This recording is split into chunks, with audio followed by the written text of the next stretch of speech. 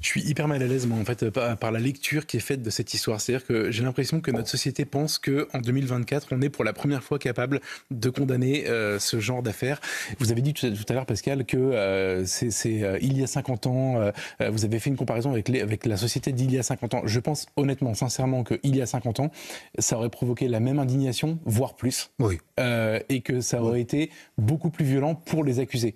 Je pense même qu'ils auraient été condamnés beaucoup plus lourdement. En 75 honnêtement, pardon, mais en tout cas, je suis sûr. Moi, je ne crois pas. Il y a l'affaire Le Troidec, le Troidec, qui est une affaire de balai rose à la fin des années 50, où on a quasiment criminalisé les jeunes femmes qui avaient 13, 14, 15 ans, en expliquant que c'était elles qui étaient responsables du viol qu'elles avaient subi. C'est autre chose.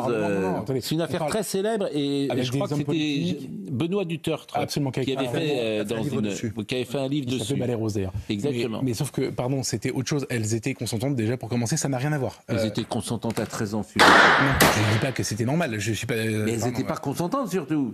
Pardon, mais je me souviens j'ai lu le livre de Benoît Dutertre. Mais tu n'es pas consentante à 13 ans, précisément. C'était c'est la question. C'est juste, tu es au cœur d'une question. À 13 ans, tu n'es pas consentant. Bien sûr que oui. Mais ce que je veux dire, c'est que là, en l'occurrence, c'est un viol, Gisèle Pellico.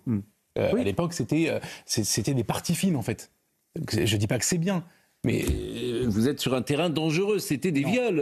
Avec le regard qu'on a aujourd'hui, franchement, mais vous ne pouvez pas avoir le regard. En tout cas, le verdict avait été incroyablement clément pour ceux qui étaient.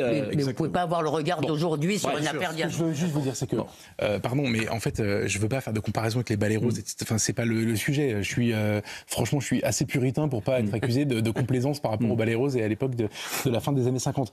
En revanche, ce que je vous dis, c'est que je ne crois pas qu'il y a 50 ans, on aurait eu plus de clémence.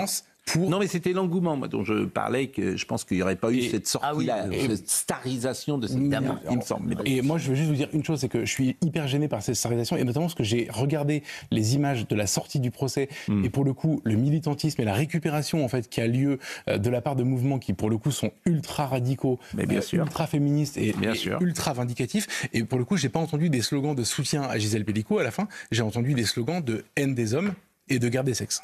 Je crois qu'après avoir vu ça, on peut mourir tranquille.